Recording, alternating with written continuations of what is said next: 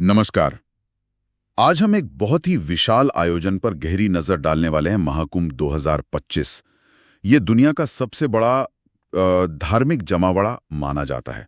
हमारे पास इससे जुड़े कई स्रोत हैं और हम कोशिश करेंगे कि इसके पैमाने, इसके प्रबंधन, सांस्कृतिक पहलू और हाँ, कुछ चुनौतियों को भी समझें। तो शुरू करते हैं कि ये महाकुंभ आखिर है क्या चीज। ये हर 12 साल में प्रयागराज में होता है, वहीं जहां गंगा, यमुना और पौराणिक सरस्वती नदी मिलती हैं, त्रिवेणी संगम जिसे कहते हैं। और लाखों करोड़ों लोग वहां सिर्फ एक पवित्र डुबकी लगाने आते हैं। हाँ, बिल्कुल। और ये बस एक धार्मिक रस्म नहीं है।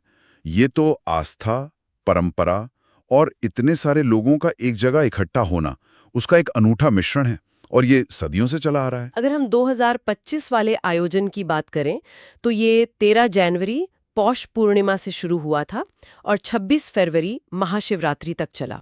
इसमें कई खास स्नान की तारीखें थी: मकर संक्रांति, फिर मौनी अमावस्या, बसंत पंचमी, माघी पूर्णिमा और शायद सबसे ज्यादा भीड़ वो मौनी अमावस्या पर ही थी, 29 जनवरी को। हाँ, मौनी अमावस्या का दिन तो सबसे मुख्य माना जाता है। जरा सोचिए इस पूरे आयोजन के स्केल के बारे में। 45 दिन चला ये।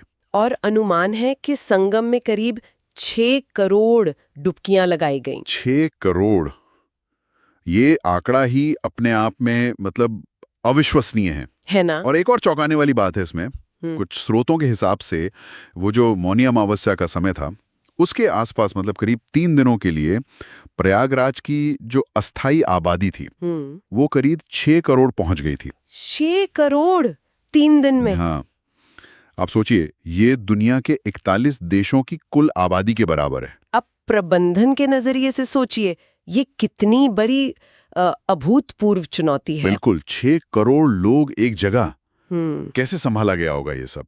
प्रबंधन तो जबरदस्त रहा होगा। हाँ, प्रबंधन अपने आप में एक विशाल काम था। पूरा मेला क्षेत्र वो करीब 4000 हेक्टेयर में फैला हुआ था। 4000 हेक्टेयर? हाँ, और उसमें आप सोचिए 1.5 से 2 लाख तो सिर्फ टेंट लगे थे अस्थाई। नदियों पर आवाजाही के लिए 30 से ज्यादा पॉन्टून पुल बनाए गए थे। यहाँ तक कि इसे 4 महीने के लिए एक तरह से अस्थाई जिला ही घोषित कर दिया गया था, अपने पूरे प्रशासनिक व्यवस्था के साथ। जाहिर है इस सब के लिए पैसा भी बहुत लगा होगा। निवेश कितना था? हाँ, बिल्कुल। जो बुनियादी ढांचा था, सड़कें, पुल और खासकर साफ सफाई, स्वच्छता, उस पर करीब 7,300 से 7,500 करोड़ का खर्च आया। और सुरक्षा, इतने लोगों की सुरक्षा के इंतजाम भी बहुत बड़े थे। पुलिस थी, पैरामिलिट्री फोर्स थी और खास जल पुलिस भी। कुल मिलाकर 50,000 से लेकर 1.25 लाख तक कर्मी तैनात थे अलग अलग समय पर। आपने स्वच्छता का जिक्र किया, सुनने में आया था कि इस बार इस पर जोर बहुत था। हाँ, बहुत ज्यादा। 15,000 सफाई कर्मचारियों की एक टीम थी जो लगातार काम कर रही थी और उन्होंने एक साथ झाड़ू लगाकर एक गिनेस वर्ल्ड रिकॉर्ड भी बनाया था। ये दिखाता है कि स्वच्छता को कितनी अहमियत दी गई।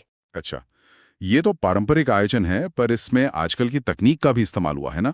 हाँ, ये बड़ा दिलचस्प संगम था, परंपरा और तकनीक का।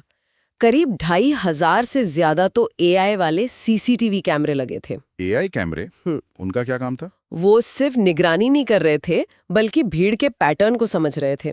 कहीं ज्यादा भीड़ जमा हो रही है या कुछ असामान्य गतिविधि है तो वो पहले ही पता चल जाता था। पानी के नीचे भी निगरानी के लिए ड्रोन थे, रिमोट से चलने वाले लाइफ सेविंग उपकरण थे और वो जो अनधिकृत ड्रोन होते हैं उनको रोकने के लिए एंटी ड्रोन शील्ड्स भी थीं। अच्छा। और पहली बार गूगल मैप्स और एक खास मेला ऐप से जीपीएस नेविगेशन भी था, ताकि इतने बड़े अस्थायी शहर में लोग रास्ता न भटके। कमाल है। तकनीक के साथ साथ सांस्कृतिक रूप से क्या खास था इस बार? सांस्कृतिक रूप से तो ये हमेशा ही बहुत जीवंत होता है। सबसे महत्वपूर्ण तो शाही स्नान होते हैं, जब अलग अलग अखाड़ों के साधु संत स्नान करते हैं। उनके भव्य पेशवाई जुलूस निकलते हैं जो उनके आने का प्रतीक होते हैं। फिर एक कलाग्राम बनाया गया था जहां सांस्कृतिक कार्यक्रम, संगीत, बड़े कलाकारों के प्रवचन, ये सब होता था। और एक बहुत बड़ी करीब 55,000 वर्ग फुट की रंगोली भी बनाई गई थी, वो भी बायोडिग्रेडेबल रंगों से। वाह! और इसका अर्थव्यवस्था पर क्या असर पड़ा? इतना बड़ा आयोजन है तो कुछ आर्थिक फायदा भी हुआ होगा। हाँ, आर्थिक प्रभाव भी काफी महत्वपूर्ण था। एक अनुमान है कि इससे उत्तर प्रदेश और आसपास के राज्यों की अर्थव्यवस्था को लगभग 3 लाख करोड़ रुपए का बूस्ट मिला। 3 लाख करोड़। हाँ, ये करीब 36 बिलियन अमेरिकी डॉलर होते हैं। इसमें पर्यटन, ट्रांसपोर्ट, होटल और जो छोटे-मोटे स्थानीय व्यवसाय हैं, उन सबको बहुत फायदा हुआ। इसका एक सीधा सबूत ये भी है कि मई के महीने में प्रयागराज का जो जीएसटी कलेक्शन था, उसमें लगभग 100% की बढ़ोतरी देखी गई। 100%। ये तो जबरदस्त है। लेकिन इतनी सारी सफलताएं और भव्यता, क्या सब कुछ ठीक रहा? कोई चुनौतियां भी आईं? हाँ, देखिए, जब इतने बड़े पैमाने पर लोग जमा होते हैं तो चुनौतियां तो आती ही हैं। और दुर्भाग्य से एक दुखद घटना हुई। 28 जनवरी को मौनी अमावस्या वाले दिन एक भगदड़ मच गई। ओह, भगदड़। हाँ, और उसमें 30 से ज्यादा तीर्थयात्रियों की दुखद मौत हो गई और 60 से ज्यादा लोग घायल हुए। इस घटना के बाद इलाहाबाद हाई कोर्ट ने इसकी न्यायिक समीक्षा भी शुरू की। मुआवजे वगैरह के मामले अभी चल रहे हैं। ये वाकई बहुत दुखद है और ये याद दिलाता है कि इतने बड़े पैमाने पर सुरक्षा कितनी मुश्किल और कितनी जरूरी है। जरा सी चूक और नतीजा इतना भयानक। तो अगर हम इन सभी स्रोतों से मिली जानकारी को देखें तो क्या मुख्य बातें निकल कर आती हैं? मेरे ख्याल से महाकुंभ 2025 आस्था की एक अविश्वसनीय शक्ति दिखाता है। साथ ही ये जबरदस्त प्लानिंग, मैनेजमेंट और आधुनिक तकनीक के इस्तेमाल का भी नमूना है। और सांस्कृतिक रूप से तो ये भव्य था ही। बिल्कुल, ये दिखाता है कि इतने बड़े धार्मिक आयोजन को मैनेज करने की क्षमता कितनी बढ़ गई है। लेकिन साथ ही वो जो भगदड़ वाली घटना हुई, वो हमें ये भी याद दिलाती है कि जब करोड़ों लोग एक जगह हों तो सुरक्षा सबसे ऊपर होनी चाहिए और इसमें हमेशा सुधार की गुंजाइश बनी रहती है। ये लॉजिस्टिक्स की कामयाबी के साथ साथ मानवीय सुरक्षा कितनी नाजुक हो सकती है, ये भी दिखाता है। हाँ, बिल्कुल सही कहा। और जाते जाते हम अपने श्रोताओं के लिए एक सवाल छोड़ जाते हैं कि भविष्य में जब ऐसे ही विशाल आयोजन हो तो हम परंपरा का सम्मान रखते हुए तकनीक का और बेहतर इस्तेमाल कैसे कर सकते हैं ताकि सुरक्षा और पुख्ता हो और ऐसी दुखद घटनाओं को होने से रोका जा सके।